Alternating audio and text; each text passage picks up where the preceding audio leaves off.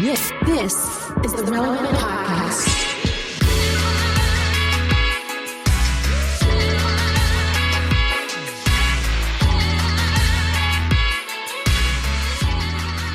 It's episode 1168, and it's the Relevant Podcast here in Orlando. I'm your host, Cameron Strang, and joining me from Loverland, Virginia is Jesse Carey. Hello, hello. From Nashville, it's our managing editor, downtown Emily Brown. Hey, y'all. And that's the crew for today. Okay, Jesse, before we get rolling, I'm going to break the fourth wall. We're going to go a little behind the scenes. Mm-hmm. The last two episodes, the listeners know this. Yeah. You were quiet. Like, you would be loud and then you would like get off your mic because I think you were using it almost like a comedic device. Yeah, I was bobbing and weaving. The problem is... That's what I'm saying. So if you could stay up on your mic, the listeners would appreciate it. A couple things. Last week I had a very large coffee beforehand, so it's kind of, I was bobbing and weaving, kind of moving a little. But I think the solution is a mega church pastor like Britney Spears mic, where the face I wear wart. it. Yeah, yes. The flesh-colored. Yeah, we cannot call it a face wart. It is. It's the big flesh-colored bump on their cheek. I know, and now I'm gonna think that every time I see it. Well, as you should, because okay, here's the thing: during COVID, the pandemic, during quarantine, Dana and I would find ourselves a lot of mornings, Sunday mornings, like watching like Life Church sermons instead when we weren't going, or somebody was sick or whatever. We were all quarantined. And I got no beef with Craig Groeschel, but I do have a beef with that flesh-colored microphone. It's very disorienting. He has a 45-foot LED screen behind him. Okay. Mm-hmm. The man can get a lav mic. You just tape it on. That technology's been around for quite some time. It's almost like the flesh colored mic thing is, I would say it's a flex, but I don't even know how much they are. I don't know if they're that expensive. Here's my thing.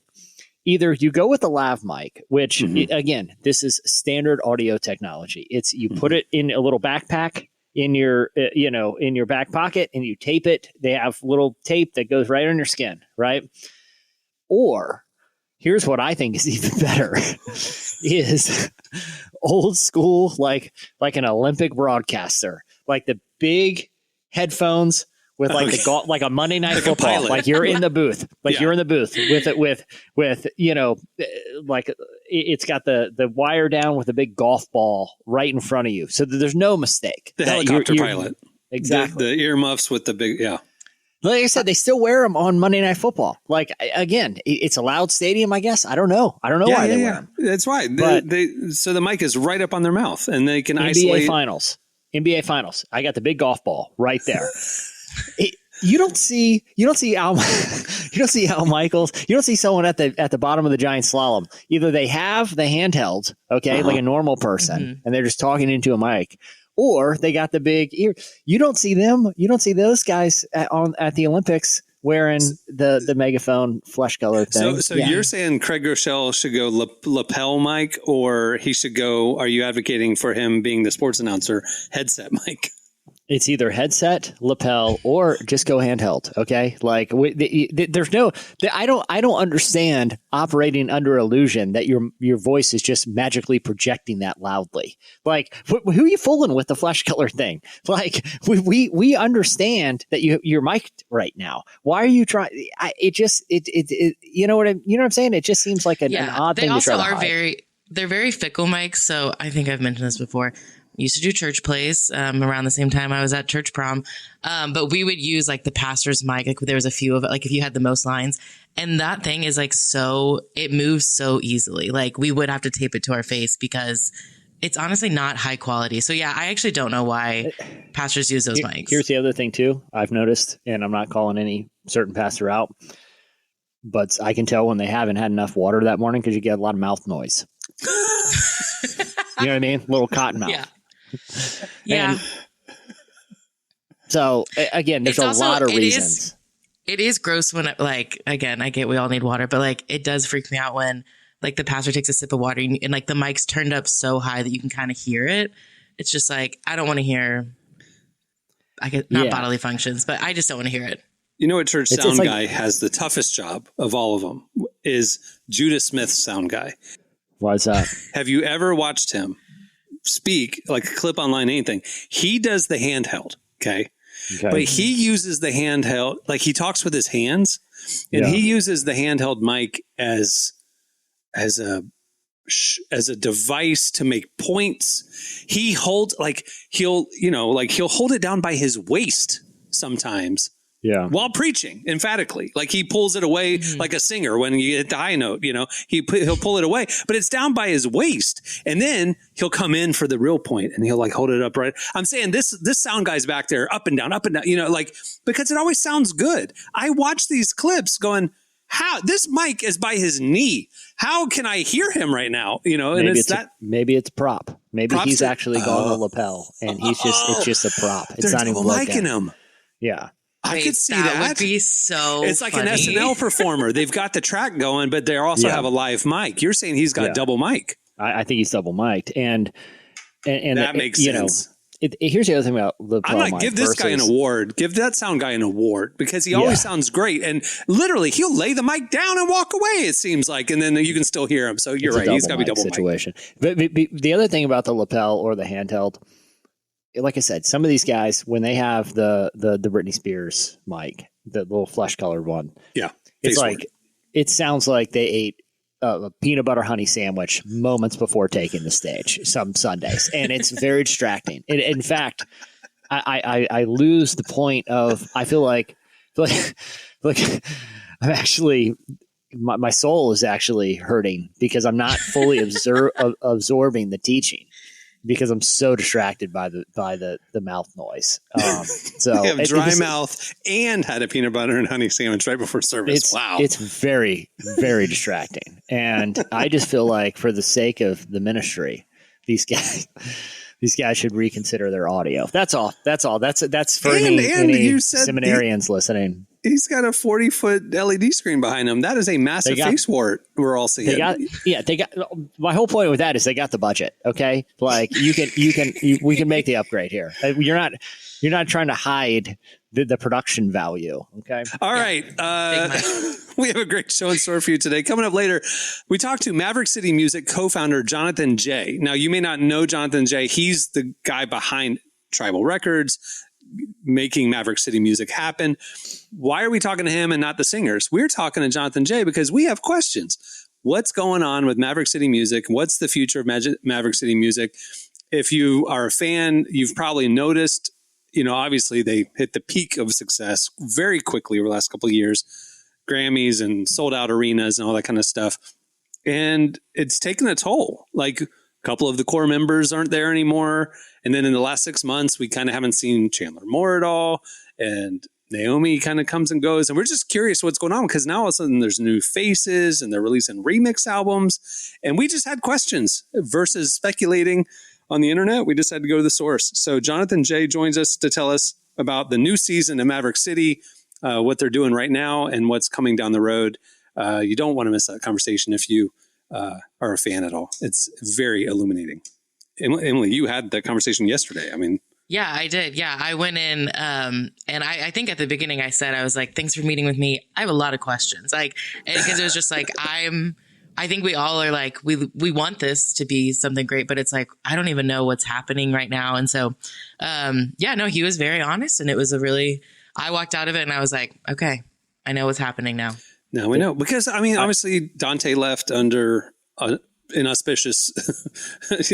Just all of a sudden, there's a post. He's no longer part of us, and we're like, Brandon Lake, we thought was a core member, but then we kind of find out no, he's actually more of a solo artist, and he was just kind of like hanging out for a year, like now he's gone, and it's like, and then all of a sudden Chandler goes away, and we're like, is there going to be anybody left that we recognize? Well, guess what? If you listen to the interview coming up, you will have an answer to that question. So, did he get into audio microphone preferences among members? Did that play into any of this? Do we know?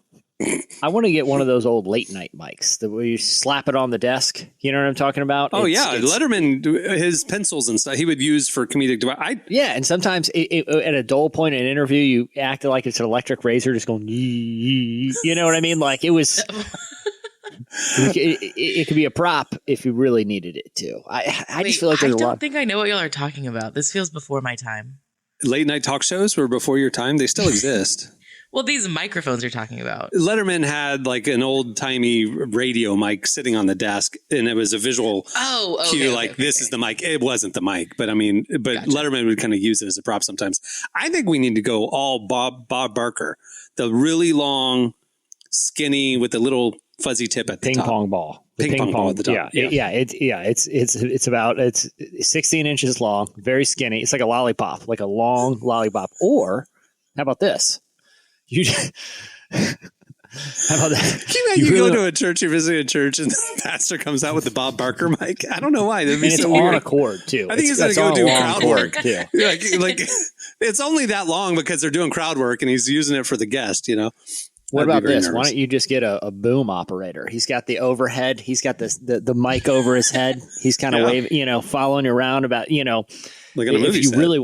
Yeah, exactly. I mean, there's just a lot of options that are less distracting. I feel in the face for it. I feel like the boom mic might be a little bit more distracting. If you've ever been on a set, you forget they're there. You forget if they're good and they're doing their job, you forget they're even there. It's like The Office. We didn't even know that guy was a character playing a major role until that one episode, the creep ball. Remember the boom operator? You started hitting on Pam. Yeah. But the thing is, we didn't even know he was there. That's how good he was. He wasn't. Okay. I didn't see characters acknowledge him either. Okay. That's what I'm saying. They fade right in if they're done right. It's better than the Britney Spears mic. I am advocating for Bob Barker's. All right. Stay tuned. Up next, it's Relevant Buzz.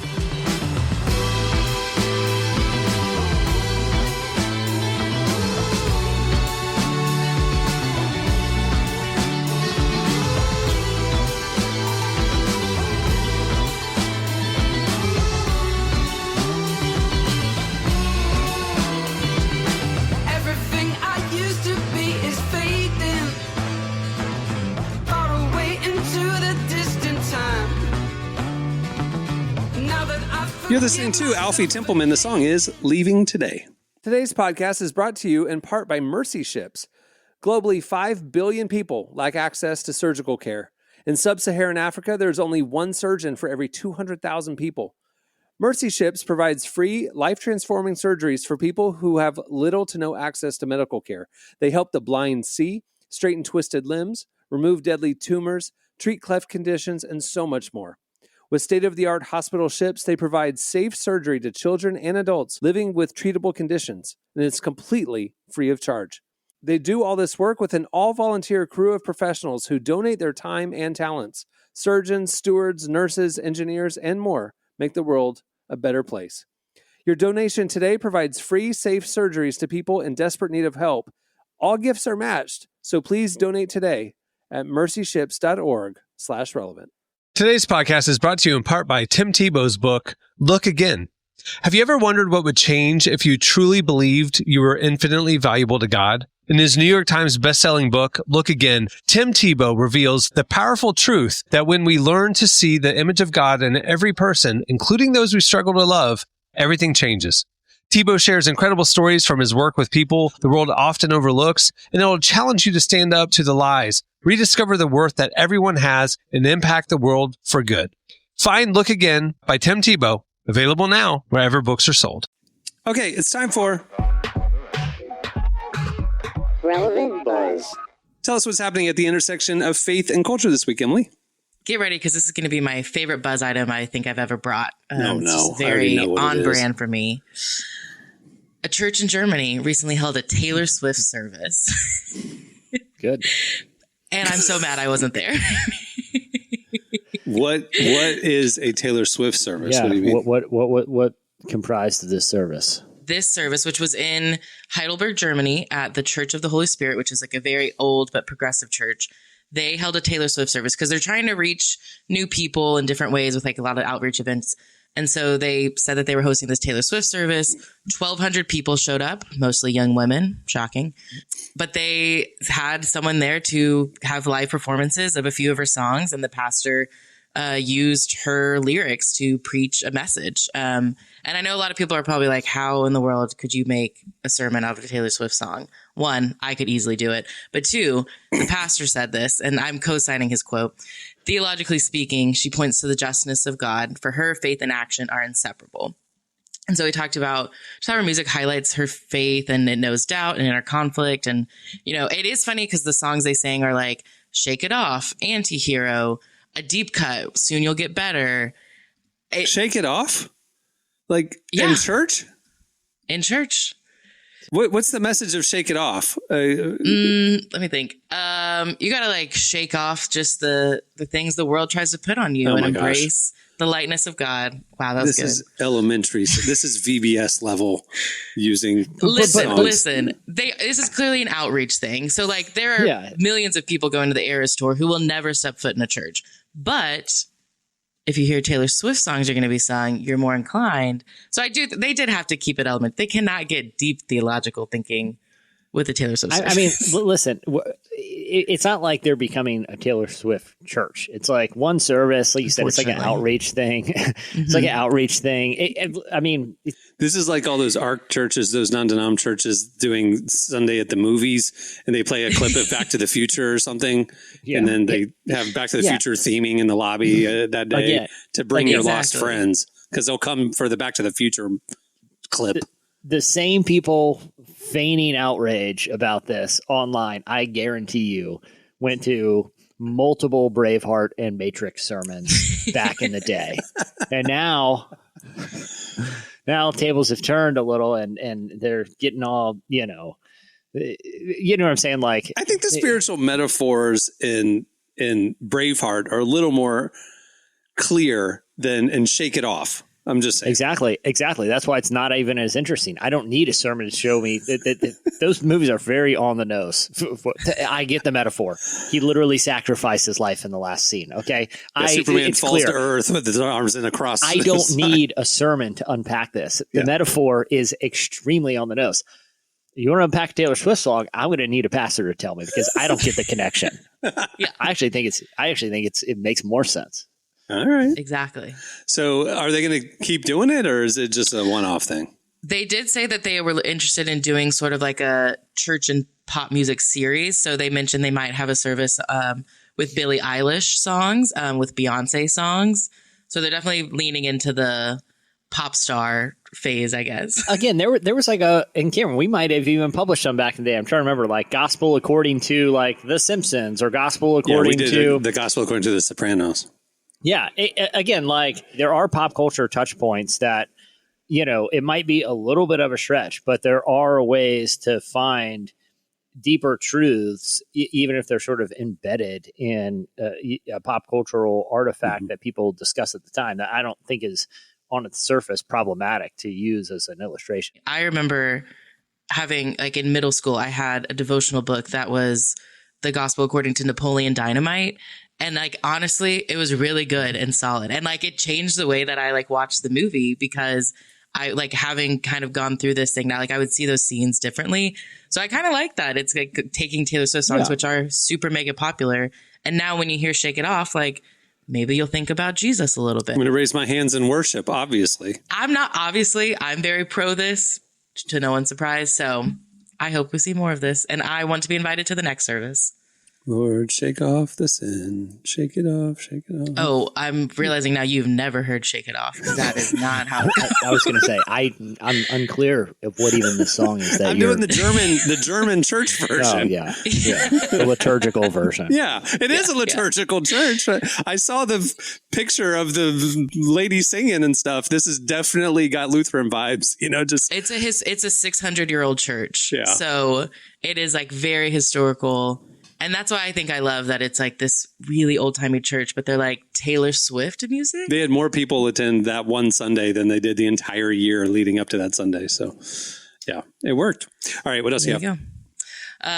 There is a new report I want to mention. It's coming from TransUnion. So apparently, Gen Z is making less money than millennials did at the same age just 10 years ago.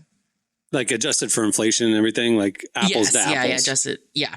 Wow. So 10 years ago, millennials between the ages of 22 and 24 adjusted for inflation, like we said, were making an average of $51,825. Today, Gen Z at the same age are making $45,493. So that's making them have a higher debt to income ratio. And I think this kind of answers a lot of questions or concerns we've been having about why is everyone struggling with so much money. And it's like, the economy is like very different than it was 10 years ago. Did you see, though, speaking of inflation, that this week Target announced it's lowering prices on 5,000 items to basically compete with Walmart. They're trying to beat Walmart at the low price game. Costco announced the same thing. And McDonald's announced that they're launching a value menu again, finally, like meals for under $5.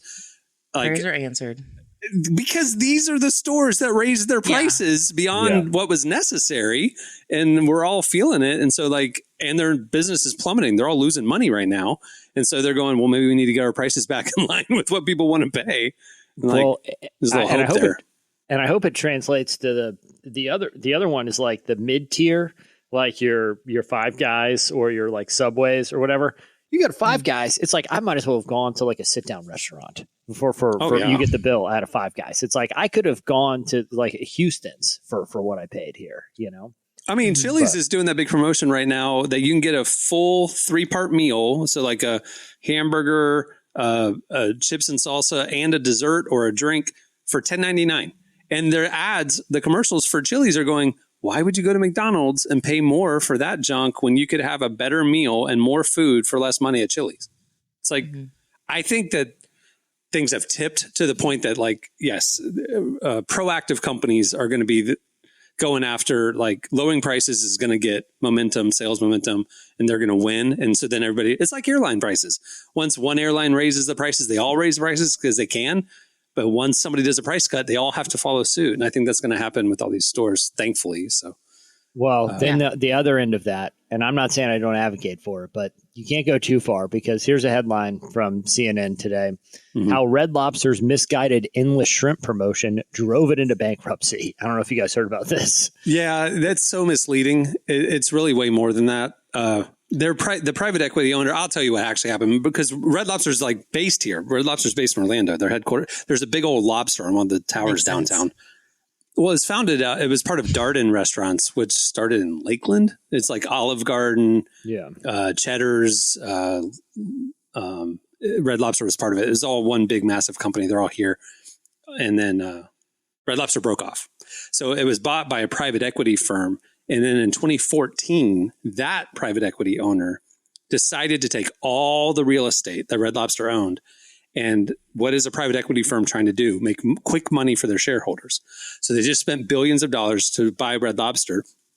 How do they make quick revenue? They sold all the buildings and land and then leased it back to Red Lobster for above market rates. So Red Lobster was just paying, they owned its own building. And now all of a sudden we have to pay $100,000 a month in rent that we didn't have to pay before. And they did this thing, flipped quick cash, and then sold it again. So this new private equity firm that bought it, bought all this negative cash flow, all this debt, and they've had 5 CEOs in 5 years. Then the other shady thing about this shrimp promotion is one of the major equity owners with this new ownership group is a Asian shrimp company. So they own $500 million of Red Lobster. Shrimp dealing. So what they did is they removed all other shrimp companies as being a supplier for Red Lobster. They are the sole supplier of Red Lobster shrimp, and they basically gave them junk shrimp and charged way above market rate for the shrimp. So they were double dealing themselves. So they're overpaying for shrimp.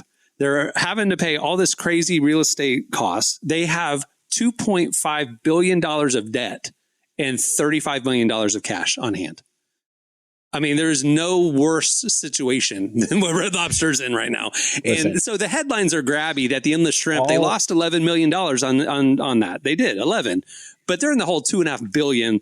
Endless shrimp did not drive Red Lobster into bankruptcy. All of those things may be true, but it is much funnier to think that people walked into a Red Lobster, threw down a $20 bill, looked the manager dead in the eye, and say, "I am going to make you pay for this," and just sat there for hours on end, just shoveling shrimp into their mouth and dirty refusing shrimp to leave. like low grade shrimp. Listen, when it's with that much batter on there, it doesn't matter. It really doesn't.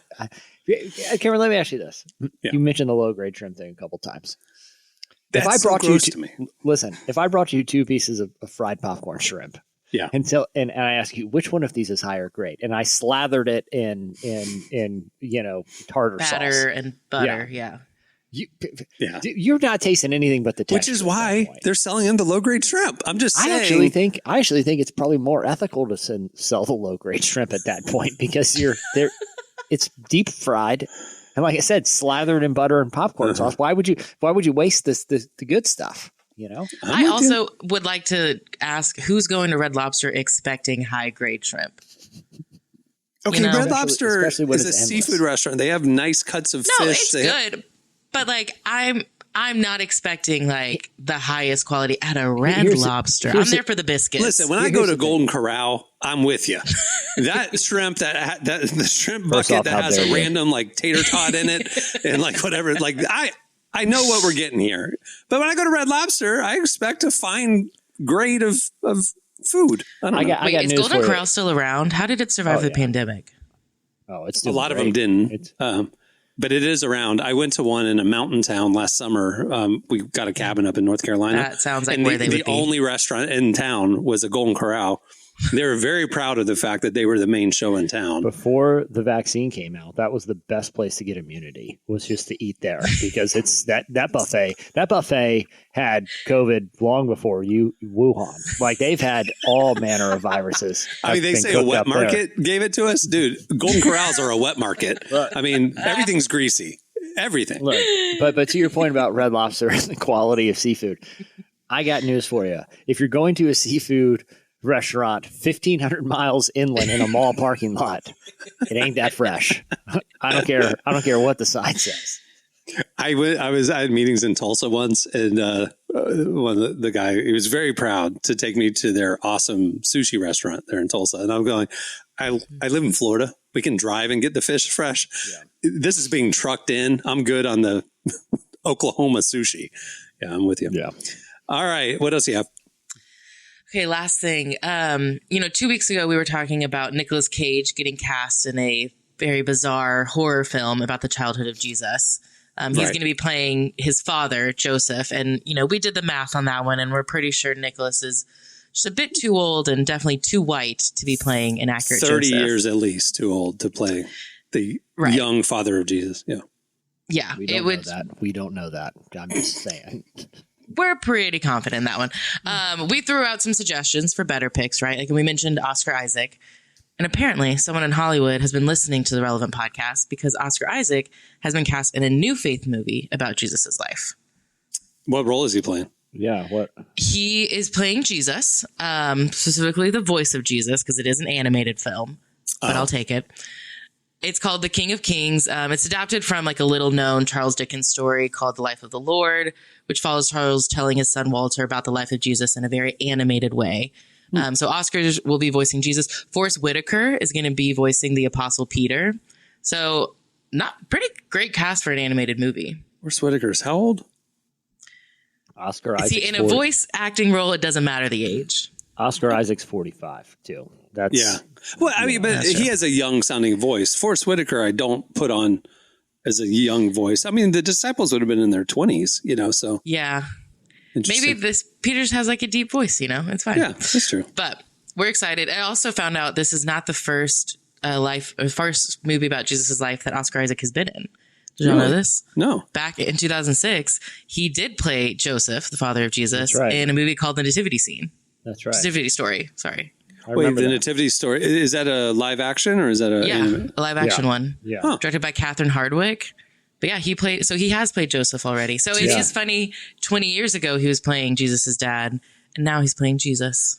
2006 would have been right after his Christian ska band disbanded. Yes. Yeah. A few years after. Maybe that film broke it up. We don't know. I'm just wildly speculating, but I'm going to go with it. He's like, I'm going to go chase my calling on Thanks camera. a lot, Joseph. Thanks a lot, Joseph Nativity Story. We could have had Oscar Isaac as a ska band. Well, was ska still a thing in 2006? I feel like we were already moving on from it. Yeah, no. That was a 97 to 2002 thing, maybe. Yeah, the Supertones made it into the millennia. They were still I would kicking say by around 4. 2005. It was done by 4 for sure. Like, yeah, if you were in a Christian ska band in 2006, no offense, but yikes. I went to a lot of Christian alternative music festivals from 98 to 2004, and I don't like ska, and that's all there was. It's like that was a thing. It was like, yeah. 20 people on stage doing that scat and skank dance thing with their horns and their, What? I can't believe you didn't love that. Yeah. That sounds right up your alley. Yeah. It was never in my alley. All right, Oscar Isaac going to be in a no beef with it, personally. I want to be on the record with that. I didn't mind what came after Christian ska. I mean, that era of like early 2000s Christian emo and stuff was great, but the music where it was like you're not sure if they're Christian, but they are Christian. Yeah, Anne Boleyn, Pedro the Lion. Needed maybe like a pastor to go through the lyrics on a church service. Interesting. I never attended a Pedro the Lion service at church. But would you have? No. If he was offered? No. Well, I would have been front row. I was just taking notes on the Braveheart stuff, to be honest with you. Yeah, I was wrapped up in the Matrix at that point. So you're saying when he sacrifices his life for Scotland at the end, I'm getting it now. This is all making sense. Thanks for putting the pieces together, Pastor. The Matrix. Okay. It's like the Matrix is like the spirit realm, which is the real reality, and we're living in the natural realm, which is like the simulation. I get it. Okay. Oh, yeah. Neo, the chosen one. Oh. Wait. Oh my goodness. This changes everything. That'll do. That'll do it for. That's the end clip right there. That'll do it for Relevant Buzz. Stay tuned. Up next, Jonathan J. from Maverick City Music joins us.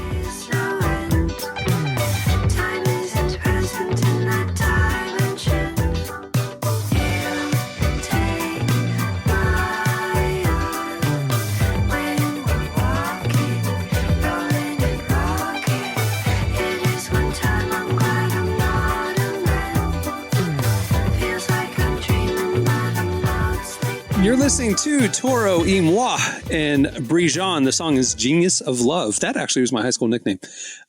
Today's podcast is brought to you in part by John Mark Comer's book, Garden City, a book that speaks to the tension we all feel between work, rest, and purpose. The New York Times bestselling author John Mark Comer takes us to the scriptures to identify what it really means to be human and flips the script on the idea that who you are matters, not what you do. He shows that God created us for meaningful work and meaningful rest. Both matter. This book helps you ask and answer the big questions. Does God care where I work? Is there a direction for my life? So you can discern God's heart for your calling, your rhythms, and the way His Spirit wants to shape every part of your life. If you're longing for purpose and a more grounded way to live, check out the new hardcover edition of Garden City wherever books are sold. Well, today's show is brought to you in part by the new book, God, the Science, the Evidence. We talk a lot about faith, but how often do we talk about science in the same breath? You might be surprised to discover just how deeply the two actually agree.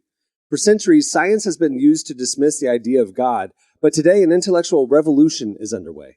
Modern discoveries in physics, cosmology, and biology are consistently revealing the same truth: creation isn't an accident. That profound reversal is what engineers Michel-Yves Bolloré and Olivier Bonassi investigate in their international bestseller, God, the Science, the Evidence. This book is a rigorous, evidence-based critique of materialism, inviting you to explore over a dozen scientific, philosophical, and historical domains. It shows that what was once seemed impossible, that science could point to a creator, is now supported by a vast and convergent body of evidence. With over 400,000 copies sold in Europe, this book is sparking a global debate. It's thoughtful, fascinating, and a powerful reminder that reason itself affirms the existence of God. Learn more and find out where you can purchase your copy today by visiting godthesciencetheevidence.com. Today's podcast is brought to you in part by Erwin McManus's book, The Barbarian Way. Some books don't just inspire you, they confront you. The Barbarian Way, now celebrating its 20th anniversary, is one of those books. If you felt the pull of God towards something deeper and wilder than the safe, predictable version of faith that we settle for, McManus reminds us that following Jesus was never meant to be tame. It's meant to awaken courage, passion, and purpose God placed inside us. He draws from the wild stories of Abel, Noah, Moses, Rahab, and others to remind us that following God wasn't meant to be tame. Safe faith isn't working. Step into the story God is writing for you. Choose passion, choose boldness, choose the Barbarian Way. Available now wherever books are sold. Our guest today is Jonathan J. You may not recognize his name, but you definitely know Maverick City Music, which he co-founded.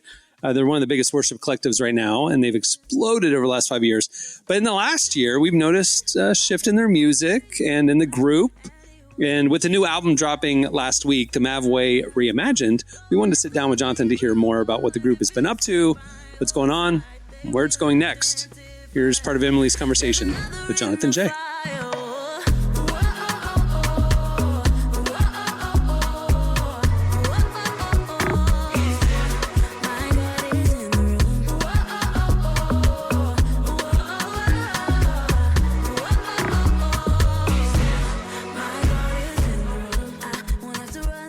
Well, it's been really interesting following along with Mav City's journey, especially over the last year. I just feel like so much has changed recently. So walk me through the last few months. What's been going on with Maverick City? Yeah, this last year, you know what? Here's a really cool thing about anything that is successful and does grow. I think there's always just this natural sort of progression where people maybe that start, along the journey, sort of the focus and the vision for what they personally need to do or what they need to be a part of changes. And so we're open to that. I think for us, it was always a collective that, like I said, it was a safe place for artists. But it was something that was really based on the full buy-in and participation of everybody from both sides. And so I think if that ever changes, I think there's always been sort of a really clear line to say like, hey, we really support you and love the things that you're doing and we want them to be successful. And so go do what you feel called to do and we'll support it as best we can. So that's sort of been the last year. I think a lot of artists that have been a part of the collective really just sort of had like this breathe out moment is kind of what I like to call it. I think, we've experienced a lot of success and we experienced a lot of it really quickly. And I think when the success is happening and you're winning Grammys and you're selling out arena tours and you're seeing your songs touch so many people, it's kind of like this really surreal moment. And I think a lot of times the space that's needed to really sort of take it all in is something that we oftentimes don't do until well after the fact. And so I think for a lot of artists that have been a part, it's kind of been, it was one of those moments like, hey man, this feels really great to me, but I see myself doing other things. And for some artists, it's been, this has been amazing. And I've just took inventory of it all and I still want to be here. And so I think a lot of that has been sort of the past, really year and a half of where we've been.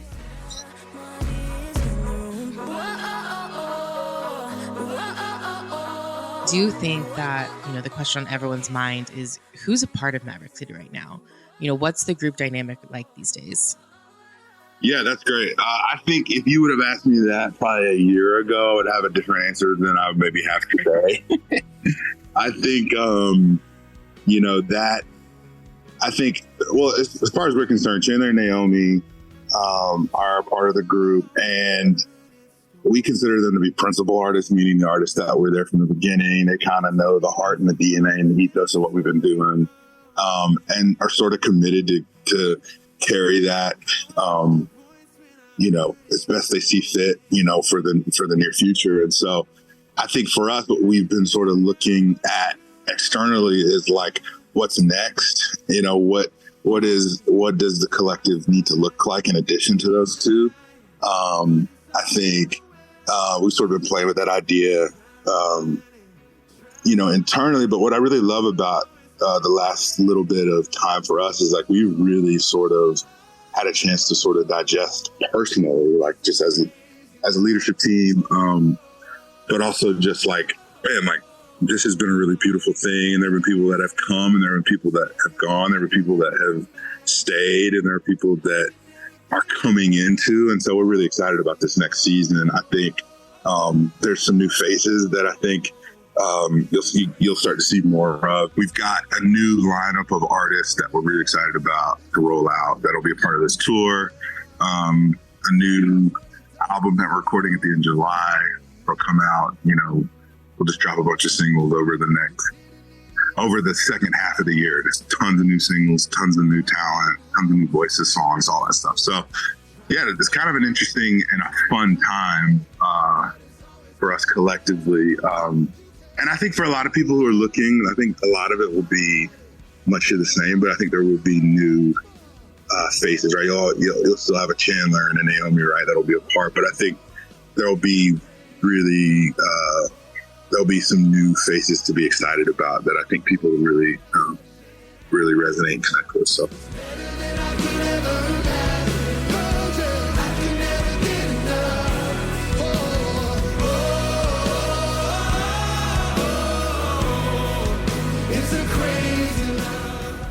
On your newest album, The Mav Way Reimagined, there's a new vibe to it that we're not really used to hearing from Maverick City. Is that something we can expect more of? Yeah, I mean, I'll say this. The features that were on this new Mav Way Reimagined, the majority of them are going to be on the new tour. They're going to be on the new album. So our fans and the people that are following us will be able to really connect with them in a deeper way than just like a one-off. I think any announcement that we make about them permanently being a part of the group, I think that'll be something that we want to do maybe at a later time. So I don't know. I think hinting at it or maybe just referencing like how excited we are about the new features that have been a part of this and they will be on the new album. I think that's fair, but I think talking about who permanently is, I think that's something that we want to maybe keep teasing until we're actually ready to like roll that out officially, if that makes sense.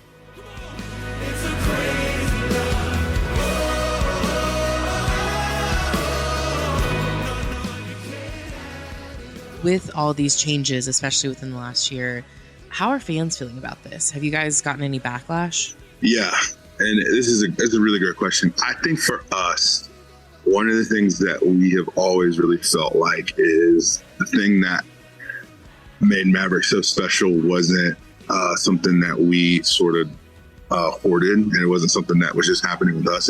We felt like there were a bunch of Mavericks all around the world that maybe were doing their own thing in their own Maverick way. And so really the past few months, or the past 6 months to a year for us, have just been the discovery of people that we feel like carry that Maverick ethos. And so the album is really just an homage to that. It's like, man, let's find people that we feel like really embody the Maverick thing, that maybe haven't been a part of Maverick recordings or tours, and let's do something in the vein that they would do. So like you have an Anatolia song that is like literally a full straight on, Afro beat. And then you've got like Amara Justine, who's like the voice of an angel, right? And she's doing a song, that's really well known in Refiner. And then you've got Sam Rivera doing like this R&B, sort of like neo R&B pop thing over a really well popularized Christian church song called Rest on Us. So I think for us it was more of an homage to, man, we just want to really sort of give space and way to the new or to the people that we feel like are Mavericks in their own right, and wanted to do something that was really consistent with the way that they have maybe released music. And so it's an homage to that, but it's also just a celebration of what we really think is great music. I think, yes, there will be more sort of creative interpretations of songs or new songs, but I also think there will be a doubling down of what what made us Maverick in the first place, which is just those worship songs and those worship times and moments that I think are really intimate. So that's what that recording in July, at the end of July, will be. It's a brand new live worship album, and we're really excited about it.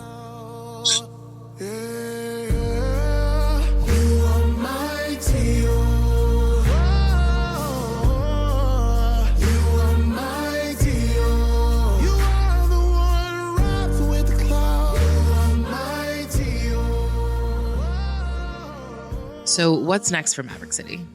No, I think I'll say this. Maverick has always had such a collective vibe and feel. I think the ethos of what we really tried to really carry was that it was less about who and more about the what. And I think we really have honored that for as much as we've done and all the success and the things that have sort of, that we've been able to do. And I think there is something really special about being a part of a Maverick gathering, or that's a recording or a tour. And I think people maybe feel that. I think obviously people have their favorites and people that they're excited to see, but for us and the way we're thinking about it moving forward, like we're just really excited about being able to keep true to that, and but also to really sort of to honor that, right, and to stay true to that, but also to really be excited and to open for what the future looks like and what new feels like, and how we sort of do that while honoring what we've always done in the past. Maverick holds a really interesting space. We're the only worship collective that isn't connected to a church. We're not like a church, but we're not like Elevation or Bethel or Hillsong or a Passion. And so for us, I think we feel called to things that I think maybe some other people, worship collectives, entities maybe don't always feel called to. And so, whether it's, performing at the Grammys or doing things that I think maybe sometimes traditional worship artists maybe haven't always done, or maybe uncomfortable doing. I think we feel a calling to those things because it's just an opportunity for us to minister in places that I think ministry really needs to happen. And so, I think as much as you see us maybe doing, performances like that, or opportunities where we can sort of bring the good news of Jesus to the world, we also still are very much committed to, staying true to the things that we've done in the past, which are these recordings of live worship. I think we're also really excited about just some new sort of models of recorded music and some really cool collabs. I think we did a collab with Forrest Frank last year. That was really cool. We did a remix of the song No Longer Bound. There's some really interesting collaborations that we're dreaming up now with artists that, maybe aren't necessarily artists that people would think that we would necessarily collaborate with. So I think, we're always trying to be creative and to do things that get the gospel out in ways and to people that otherwise wouldn't hear it. And so I think that's our focus. But we're excited. We're excited.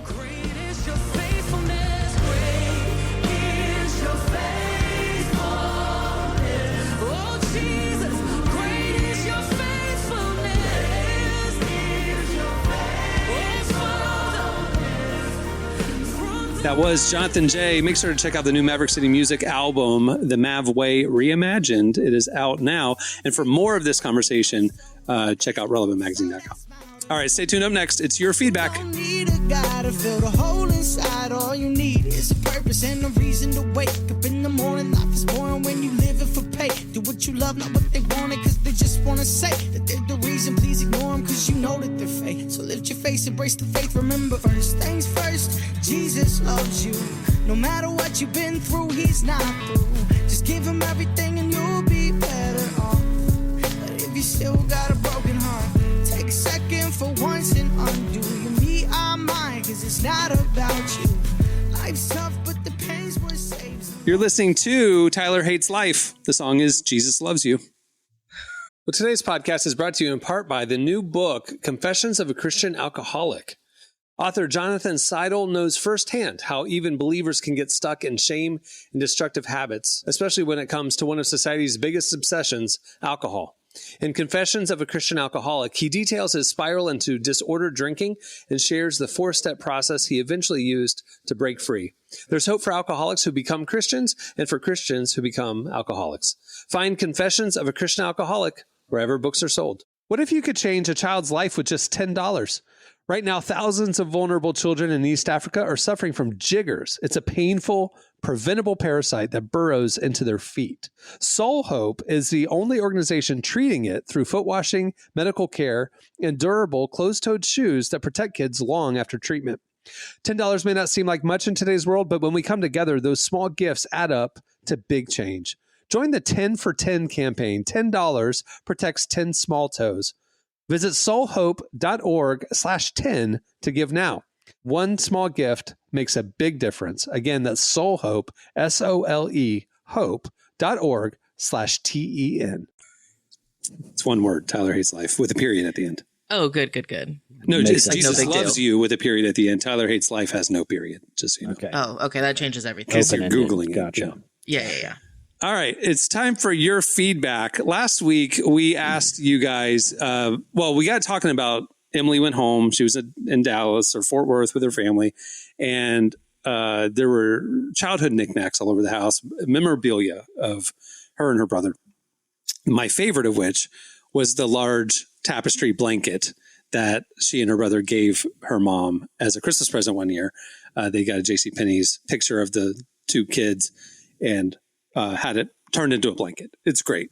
If you follow the Relevant Podcast Twitter account, we asked you about when we asked you this question of the week, I replied with this picture of the blanket of Emily. So if you go follow us, you'll see it. It's pretty great. People thought I was the one in the blanket, by the way. Some people were like, Cameron, you look a little High School Musical. I was like, I was 33 years old in 2009. That is not me. That is Emily's remarkably brother. young. No, my brother looked like Zac Efron intentionally. He tried to look like Zac Efron. It was not a blanket of me and Emily in 2009, just to be clear. No. Yeah. To be clear. But I did get called out because people said I didn't look emo enough because we talked about it. One, this was on my phasing out of my emo self. But I also think I intentionally looked less emo because I knew this was going to be... Yeah, it was Portrait Day. This was going to be forever. And I think I did my bangs not as swoopy. Still swoopy, but not as swoopy. My favorite is the wedding photos that don't age well. Like, yeah. Like I have a specific friend in mind that just celebrated his 15-year anniversary, and they shared their wedding photos, and they were both very emo, and it was great. Like they had the swoopy hair, the spikes, and the whatever, and it's just like, did you not think about it? And they're in tuxes, and they look normal, other than the 2009 hair. Let me guess. They were wearing tuxes, and all the groomsmen were wearing like black Chuck Taylors. Chucks, absolutely. They absolutely were. Yeah. Yes. Yeah. I don't even know who you're referring to. I just attended a lot of weddings in that era and ran around with a lot of grown-up emo kids. I honestly think that's going to be because right now I feel like it's a huge thing if you're like a sneakerhead, especially to wear like, I don't know, like Air Jordans or whatever, like during the reception. Mm-hmm. And in my mind, it's like, yeah, sure, it looks cool now, I guess. I don't think it's going to age well. I think people are going to be like, why do you have those on? Dress like an adult for one day. For one day, you can handle it and wear dress shoes. Okay, should we get to the question? Yeah. So we, based on the blanket, we asked you, what's the most embarrassing item your parents have of you in their home? You hit us up on X at Relevant Podcast, and here's some of our favorites. Kyle said, my mom still has my baby teeth in a box that sits on her dresser. Nope. Not super weird, but grosses me out. I got bad news for you, Kyle. Your mom's been casting spells on you for your entire life, and that's what those are being used for. That's why she kept them. Abby said, my mother gave me a Mary Lou Retton bowl cut in 1983 when I was 5. I looked like a little boy. My mother had the photo of me with that haircut turned into a massive watercolor canvas for above her fireplace. People would walk in and ask who the little boy was to our family repeatedly. That's tough. I mean, that's tough, but again, she was a national hero. Okay. Was she the one who sprained her ankle was that Mary Lou Retton? Yeah, I think that was her. I don't know. I wasn't around. I don't know. No, the sprain the ankle was the 96 Olympics where she got the gold medal. Yeah. No, Mary Lou Retton was 84. Yeah. That was a bad cut. You know who I'm thinking about, right, Cameron? Yeah. Yeah, I was there. You were at the event? I was literally in the building in 96 when the women's gymnastics team won the gold medal, and she did the the balance beam and did the big Carrie flip. Carrie Strug, national hero. That is who it was. Yeah, I was there. Yeah. I was in the upper deck of the Georgia Dome. It was great American. Memorable. Does she have a good haircut that people should replicate? Not like Mary Lou Retton. It wasn't iconic. But yeah. It wasn't, I don't know if it was that night, but 96. Like I was alone in Atlanta, and I would like scalp like tickets. I saw the Dream Team, saw the it's a great Olympic year. Centennial Park. There's like a gathering place right there by all the venues downtown Atlanta.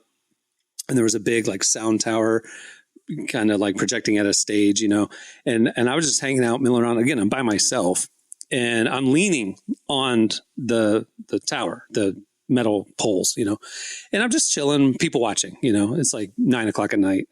And there was a lot of people just milling around, and like thousands of people around and stuff. Great people watching.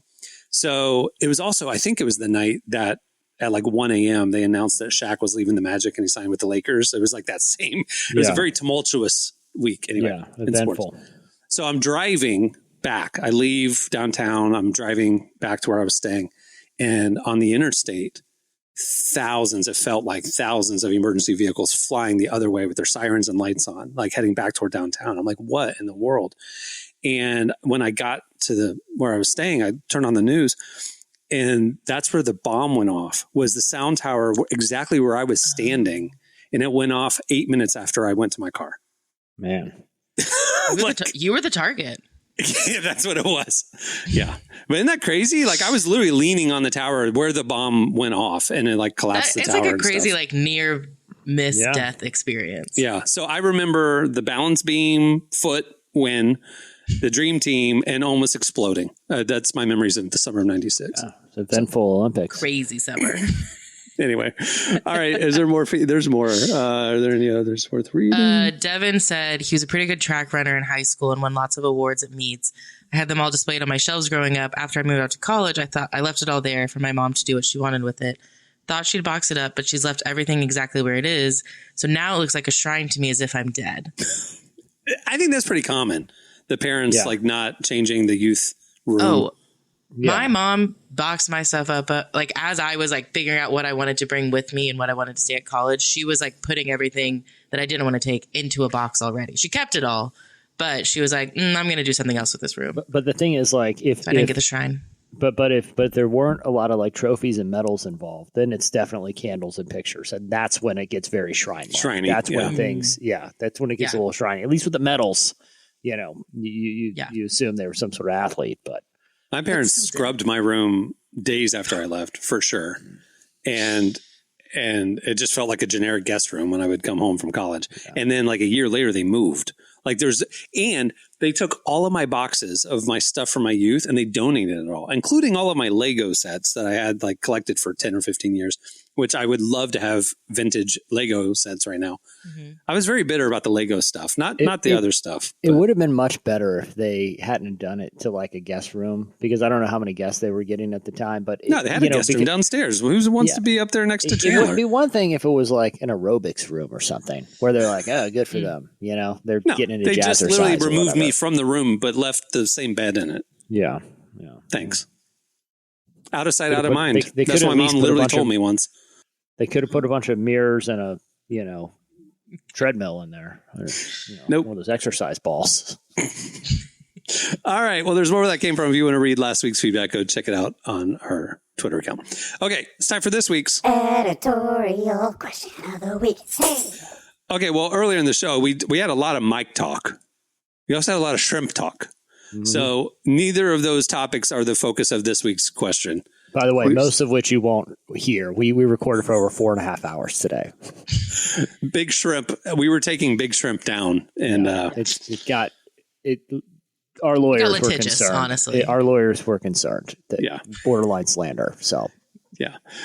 Anyway, so what we want to know is, we were also talking about the Taylor Swift service in Europe and Braveheart and all the other, other pop culture stuff that churches use to attract crowds and teach spiritual principles. We want to know, a two-parter, or you can choose which one you want to answer. One, the weirdest, stretchiest pop culture metaphor illustration that you've seen in church. Like, okay, that one's a stretch. I don't know. Or one that you want to see, that you think the churches should embrace, like they are embracing Taylor Swift now. What other music or movies do you think would make a great sermon illustration? Hit us up on X at Relevant Podcast and tell us yours, and we'll read our favorites on next week's show. Unless you go to like Mike Todd's church, where there's just too many anecdotes for us to absorb here. Yeah, we don't want any actual Mike Todd sermon illustrations. We're trying to go. Yeah. I'm not, no beef. I'm just saying. That's a game for a future one. Is this a made up, ridiculous sermon illustration, or is this an actual Mike Todd sermon illustration? No beef with it. Listen. Did AI come up with this, or did Mike Todd come up with this? Listen, the guy knows how to go viral, okay? Who am I to judge? I'm just making a joke. Good. Tim Ross said Jesus was the best stripper ever, and he's viral. Okay. It's on X Everyone Podcast. I went one time to this men's conference that had a contortionist, and did he swallow a sword, or was it just contortion? It was great. Yeah, he swallowed a sword. Everyone loved it, and it created no controversy. I didn't go that year. I went the year before and rode the monster truck into the arena. It was great. Yeah. Nice. Led a lot of people to the Lord with that truck. Yeah, a lot of fruit. Before we wrap things up, many thanks to Jonathan J for joining us. Make sure to check out Mav City's new album, The Mav Way Reimagined. It just came out last week, and make sure to keep an eye on all the stuff that they have in the pipeline coming up. All right. Well, on that note, we'll wrap things up. I'm Cameron Strang. I'm Jesse Carey. I'm Emily Brown. We will see you on Tuesday. Have a great weekend, everybody.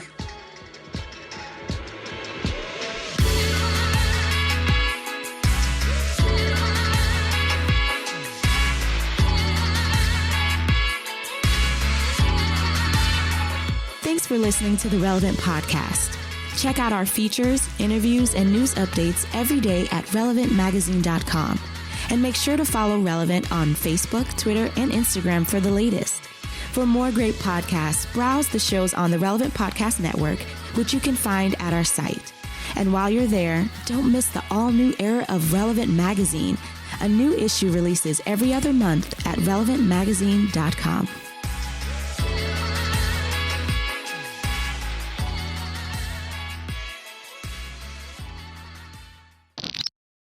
This changes everything. Relevant Podcast Network.